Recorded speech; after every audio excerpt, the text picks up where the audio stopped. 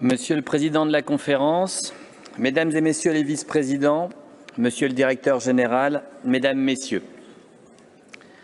au nom des travailleurs français, issus de vieux syndicats, d'un vieux pays, dans un vieux continent, et que certains voudraient qualifier de représentants d'un vieux monde, je voudrais réaffirmer, en ce lieu aux symboles et valeurs si essentiels, l'importance du mandat de justice sociale et de défense des droits de l'homme de l'Organisation internationale du travail.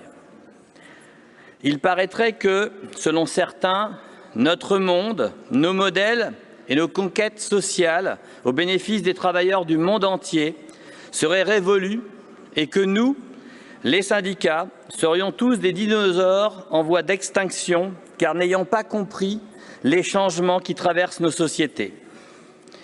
Dans ce monde globalisé, la modernité serait désormais le règne du tout marché, imposant un système où ni le social ni l'environnemental n'auraient leur place. Un monde avec une vision unique, le chacun pour soi dans une jungle de compétitivité, un monde sans valeurs.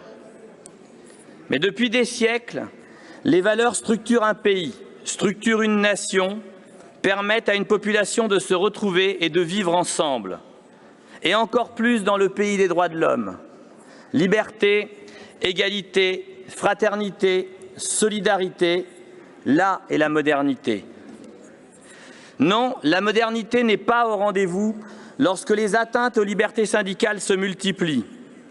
Car sans organisation de travailleurs et d'employeurs indépendantes, jouissant des garanties nécessaires pour promouvoir les droits de leurs adhérents et le progrès social pour tous, le principe même du tripartisme est vidé de sa substance.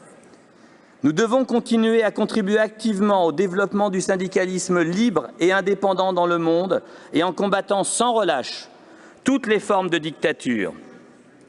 Non, la modernité n'est pas au rendez-vous lorsqu'on constate qu'au XXIe siècle, le monde du travail, façonné pour et par les hommes, ne laisse toujours pas plus de place aux femmes, régulièrement victimes de sous-rémunération, mais également de harcèlement moral et sexuel. Les travailleurs français soutiennent le principe de tolérance zéro aux côtés du directeur général de l'OIT et nous nous félicitons du choix d'adopter une convention assortie d'une recommandation sur l'égalité et les violences sexistes au travail. Non, la modernité n'est pas au rendez-vous lorsqu'au prétexte d'une flexibilité et d'une précarisation au nom de l'adaptation à un monde digital est remise en cause la première convention de l'OIT sur la durée du travail. Cette convention qui a, comme l'OIT, presque un siècle, concrétisé déjà à l'époque une revendication internationale des travailleurs pour une journée de 8 heures, de façon à permettre la conciliation entre la vie professionnelle et la vie personnelle. Non, la modernité n'est pas au rendez-vous lorsque 1% de la population mondiale concentre 82% de la richesse produite. Une juste répartition des richesses doit voir le jour, en particulier pour rétribuer les travailleurs, et la solidarité internationale doit se développer, car seule à même d'éradiquer l'extrême pauvreté dans le monde. Donc, s'il est désormais has-been d'avoir des valeurs, mais également de défendre, de protéger, de revendiquer du progrès social, de lutter contre les inégalités, alors nous sommes fiers d'être de l'ancien monde. Dans un monde qui se fissure de toutes parts et où les tentations sont grandes de s'opposer les uns aux autres, plus que jamais, la modernité demeure tant l'idéal de paix que la défense de la justice sociale et des droits de l'homme. Plus que jamais, le besoin d'une régulation sociale mondiale se fait sentir alors que tous les travailleurs de la planète sont mis en concurrence et les normes sociales de plus en plus tirées vers le bas. Il est grand temps que l'OIT, la conscience sociale de l'humanité, soit reconnue et considérée comme l'organe prépondérant garant des droits des travailleurs.